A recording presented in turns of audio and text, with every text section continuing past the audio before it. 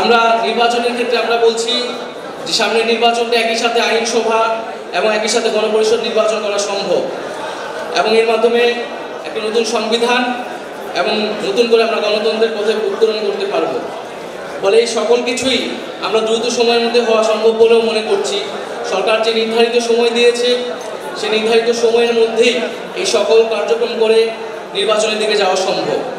কিন্তু নির্বাচনের আগে অবশ্যই আইন শৃঙ্খলার পরিস্থিতির উত্তরণ ঘটতে হবে। এককভাবে সরকারের পক্ষে কাজ হয়তো সম্ভব নাও হতে পারে, তাই রাজনৈতিক দল, সামাজিক শক্তি এবং অভ্যুত্থানের শক্তিগুলোকে সেক্ষেত্রে ভূমিকা রাখতে হবে।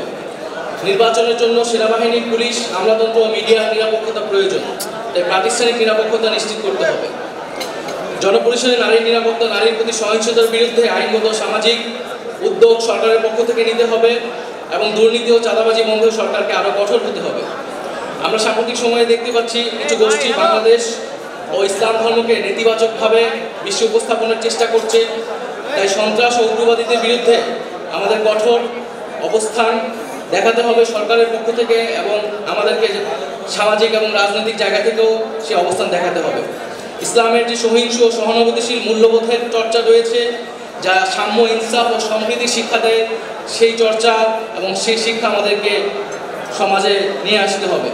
আমরা মনে করি বাংলাদেশ পুনর্গঠন একদিনে সম্ভব নয়, একটা দীর্ঘ সময় জঞ্জাল সাফের মাধ্যমে বাংলাদেশকে পরিবর্তন করে এবং জনগণের কল্যাণ সাধন সম্ভব।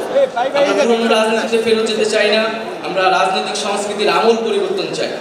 দলীয় লক্ষ্য আদর্শের বাইরেও মুজিববাদ ও দুর্নীতির বিরুদ্ধে এবং গণতন্ত্র সম্প্রীতির পক্ষে আমরা জাতীয় ঐক্য নির্মাণ করতে চাই। সর্বোপরি জুলাইয়ের আকাঙ্ক্ষা ধারণ করে সকলে মিলে আমরা একটি বৈষম্যহীন, গণতান্ত্রিক, দায় ও দলদের বাংলাদেশ গড়ব, সেই প্রত্যাশা ব্যক্ত করছি।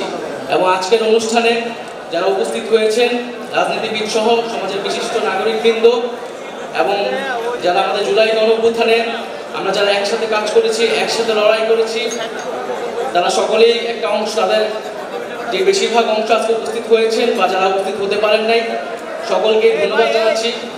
এবং একটা নতুন একটি রাজনৈতিক দল হিসেবে গণঅভ্যুত্থান থেকে আমরা তৈরি হয়েছি, সেই জায়গায় আপনারা নানাভাবে সহযোগিতা, সমর্থন এবং শুভেচ্ছা জানাচ্ছেন, এটার জন্য আন্তরিকভাবে আপনাদেরকে কৃতজ্ঞতা করছি। আসসালামু আলাইকুম।